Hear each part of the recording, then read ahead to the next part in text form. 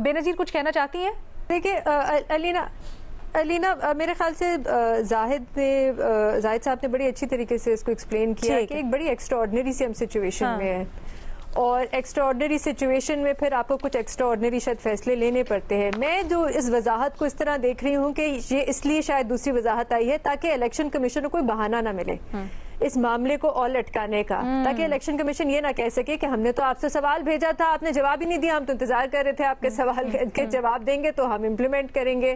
तो इसलिए मेरे ख्याल से एक फाइनल क्लैरिफिकेशन आई है। अच्छा, ये पूछ लेते हैं ना जाहिद की तरफ से कि इसके बाद नहीं। ठीक है, ये जाहिद साहब से पूछ लेते हैं ना। जाहिद साहब, अब क्या कबाहत रह गई है इलेक्शन कमीशन के पास कि वो कोई ठोस फैसला ना जारी करे?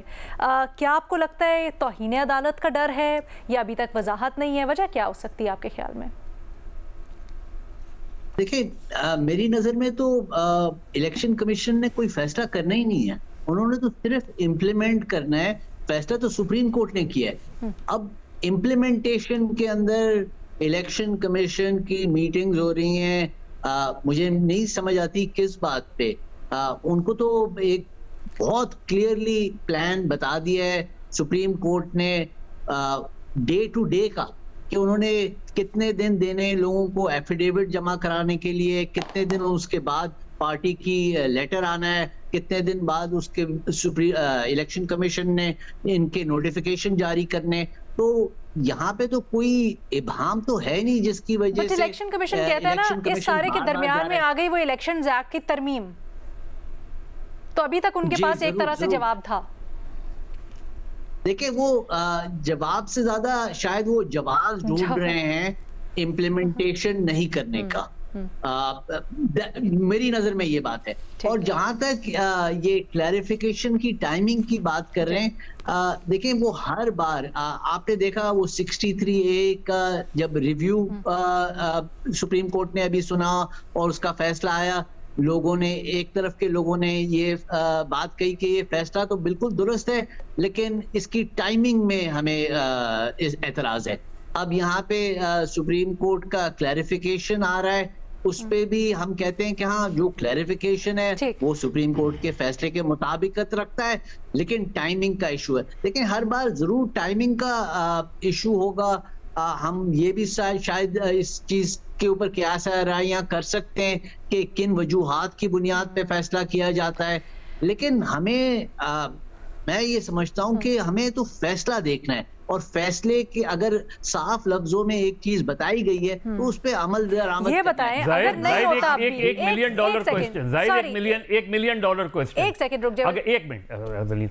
अगर आज रात ये अमेंडमेंट पास हो जाती है, जिसका इम्कान है, या कल सुबह तक, तो जाहिर है सुप्रीम कोर्ट के अगले चीफ जस्टिस की जो एक नॉर्मल वो था कि सीनियर मोस्ट जज जो है वो अगले चीफ जस्टिस होंगे, वो इख्तियार ख़त्म हो जाता है, वो प्रोसीजर ख़त्म हो जाता है। कितना इम्पैक्ट जुडिशरी पर आएगा? देखें, इम्पैक्ट तो बहुत सिवियर आएगा।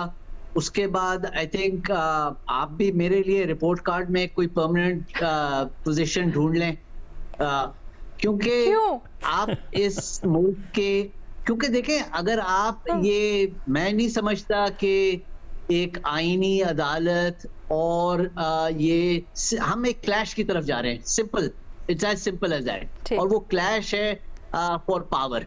हम ये, मुझे तो ये कोशिश नजर आ रही है कि एक जो ट्राइकोटमी ऑफ पावर है उसको हम एक इम्बैलेंस क्रिएट करना चाह रहे हैं। एक काम करते हैं ना, हम आपको अभी एजाजी स्पॉट देते हैं जाहिद, हम आपको रिपोर्ट कार्ड में अभी एक एजाजी स्पॉट देते हैं, और जब ये आईनी तरमीम के कुछ नुकात हमारे सामने आएंगे तो हम जरा बेहतर पोजीशन में होंगे कि हम आपसे इसके ऊपर डिस्कशन कर सके, रहनुमाई ले सके।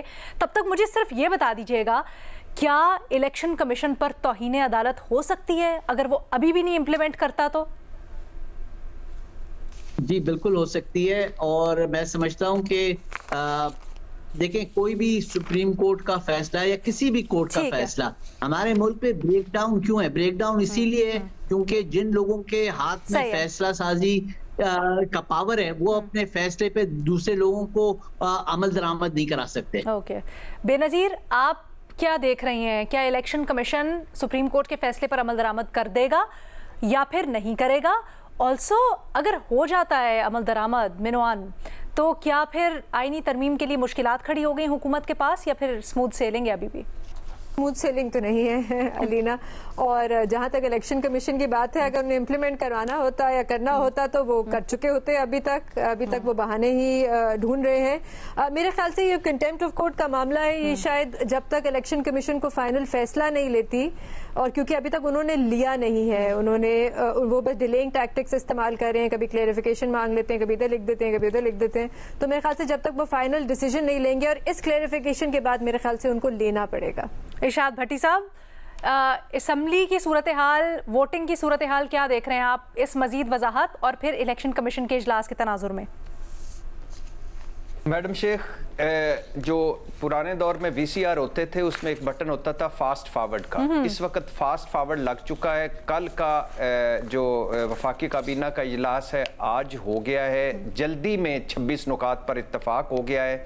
7 बजे वफाकी का भी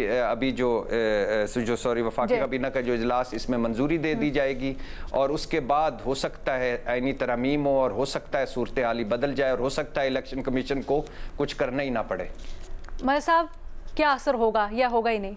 देखिए, इसमें सबसे इम्पोर्टेंट ये है कि PTI अगर JUI के साथ जाती है, और JUI पीपल्स पार्टी और PMLN के साथ जाती है, और तमाम सियासी जमातों का इत्तेफाक राय हो जाता है, तो सूरत हाल बड़ी मुख्तलिफ होगी। लेकिन मुझे इस वक्त डेमोक्रेसी बहुत, इस पर बड़ा क्वेश्चन मार्क आ गया है, क्योंकि इंडिपेंडेंट ऑफ जुडिशरी अगर कॉम्प्रोमाइज़ होने जा रही है, और पार्लियामेंट के हाथों कॉम्प्रोमाइज़ होने जा रही है, जुडिशरी की अपनी ड्रॉबैक्स जो हैं वो बहुत ज़्यादा हैं, और बहुत ज़्यादा कोई दागदार जुडिशरी रही है हमारे यहाँ।